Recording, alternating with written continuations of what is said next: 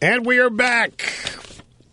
Great to have you with us, my friends. To the phones, Peter in Morristown, New Jersey. I'm glad you called. Great to have you on Open Line Friday. Hello, sir. Hey, Rush, how are you? It's been 23 years I've been trying to get in touch with you. Well, here you are. Here I am. Well, let me tell you, I was telling Snerdley yesterday, and see, he was kind enough to call me back today. You know, when you go on the Obamacare website and you are under 30-some years of age, and those are the people that Obamacare really needs because they're going to finance the whole thing. The young people that put no demand on the dream system. On. You know, they're forgetting that those people don't have any income. They don't have any jobs. Well, the other thing that they don't have is they don't have a credit rating. And the funny thing is the identity verification system that's done on the Obamacare website was hooked into the Experian database. So when you go on and they go to Experian to find out if you're a real person, you get a line that says your identity wasn't verified. You won't be able to submit your application for health care coverage until your identity is verified. And hold it. They use your credit rating to determine whether you really exist? They go to the Experian database, which is a credit reporting service, to see if you exist. I don't owe anybody anything, so that's why I don't know about that. Yeah, but you probably borrowed money at one time or another in your life, or you have a credit card, or maybe. But there's no question. There's no question. Yeah, but 35 and under, it's only about 50-60% of these people have any type of credit whatsoever. So that means 40 to 50% of them don't exist as far as the United States government's concerned in Obamacare. Wait a second. Is that? That's true. You're telling me that people in this target demographic, the people 40 to 50% of them are not going to be recognized by the system? That's right. And so they're told to call the Experian help desk in order to get verified. And the Experian helpline is jammed up and hangs up and says, sorry, too much call volume, I'll get to you later. Same problem as the Obamacare helpline. And then when they finally get through, they said, well, there's a manual way of doing it that the government can do for you, so call healthcare.gov and see if you can get it from them. It's a vicious circle of but then that just starts the cycle repeating. If you call healthcare.gov, they refer you to... and some of them are getting emails that say, because they've gotten so far to put their email in and stuff, and they get an email that says, you have a notice about your ID verification. But there's no place to respond to the notice. All right. Now, we were told that at the outset here, because the system, and this is before the rollout, by the way, this is before everybody knew what a mess this was, because they were running behind, we were told that for the first year, they weren't going to verify incomes for subsidies for anybody. And it was basically the honor system. So how does that... You were told every day be Christmas, too, Well, I know, but so you're saying that's BS? That's BS. They're verifying your identity, and you cannot complete your application unless their database verifies your identity. And the database that they're using is Experian. And Experian only has people in it that have debt. Is that right? That's right. And these are this is the segment of the marketplace that this thing depends upon to be real. There's no way. That's not a glitch. There's no way to fix that. If you're right about this, there's no way to fix that other than... No. Do you really think they wanted this to work? Well, no. I got one other point. No. You made a great point, Rush. You made a superior point today when you were talking about all the lies and how big it is. But it's bigger than you think, because President Obama stopped becoming president the minute this was launched, and he became Obamacare spokesman Barack Obama. Right. I got to pause there because I am sadly out of time. Hang on. Hi. How are you? Welcome back. Rush Limbaugh, and we return now to Peter in Morristown, New Jersey. You started on something interesting, and I ran out of time. You were saying I was more right than I knew about something, and you had just ran out of time, and you said that Obama ceased being president, became Obamacare spokesman. Where are you going with that?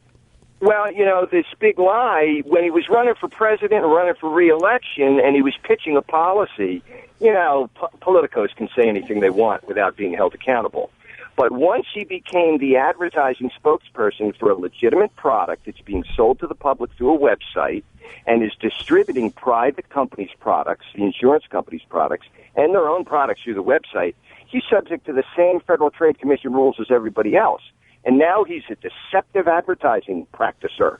Now he's somebody who is defrauding purchasers. Now he's somebody who is pulling bait and switch. These are all, I spent 40 years in marketing, so I know what I'm talking about.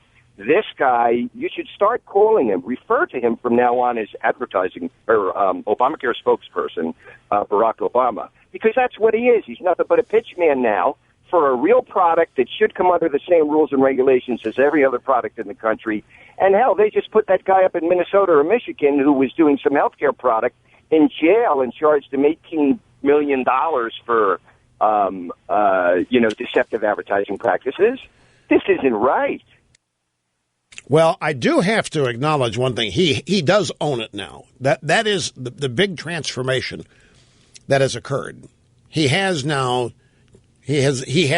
escaped where he was safe. He was safe within the Limbaugh theorem. He was safe on college campus, arguing against all this stuff that he'd caused, arguing against his own policies, but making it look like other people were doing this bad stuff, and he was fighting them, and he was trying to make it better for people. And when he was doing that, he was never held accountable for anything he was doing. He was always disattached from it, never seen as governing.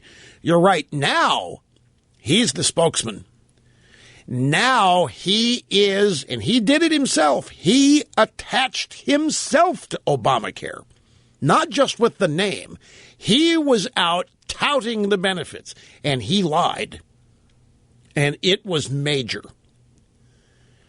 And I think it's I don't know where it's going to go. I wish there was some more fight and pushback from the acknowledged other party. But I mean, this you talk about a scam or a bait and switch. This is one of the biggest ones in history. And this is on a presidential level, folks. You're getting close to LBJ and Vietnam territory here, because that bunch, LBJ and his collection of best and brightest, were lying through their teeth about Vietnam and a number of things. In that, one of the reasons why LBJ didn't run for re-election in '68 is because he had lost all connection with the American people. He had lost their respect. And remember when Klondike, CBS Evening News, Cronkite, when he said whatever he reported on the, I think it was the My Lai mask. No, it wasn't My Lai. It was the Tet Offensive, which actually was a success, but the media reported as a big failure. And then LBJ sitting there watching while pulling the dog's ears. You know, that's what he mistreated his beagles. And they got a picture of that, too. And he says, well, I've lost Klondike. Now that means I've lost the country. But there isn't an equivalent Klondike. Like Obama's not going to sit there and say, gee, I lost Chuck Todd. I've lost the country. Gee, I've lost Scott Pelley. I've lost. I mean, that isn't going to happen. But he does own this. There's no. Now, speaking of that, let's listen to how the White House handling this. Grab soundbite. Let's see here. Number 10 and 11. Let's go to the spokeskid. Now, keep in mind, I want to take you back to the first hour. 93 million people were not going to be able to keep their plan. The government knew it. It was in the Federal Register. This is it's all over the news now. It's NBC reported it, and they tried to hide it, and they brought it back. It's all over. The government knew, the administration knew in 2010 that 93 million Americans wouldn't be able to keep their health care plan, would not be able to keep their doctor. Folks, this is so big. I mean, this is such a lie. This is not just an ordinary make a promise and don't fulfill it kind of lie. This is huge. This was purposeful, practiced deceit that led to a fraudulent re-election result that would have never happened had the truth been known. If Obama's out there saying you get to keep your plan and you get to keep your doctor, and the press was saying, no, you will not he was finished. But that didn't happen. But now, so how are they dealing with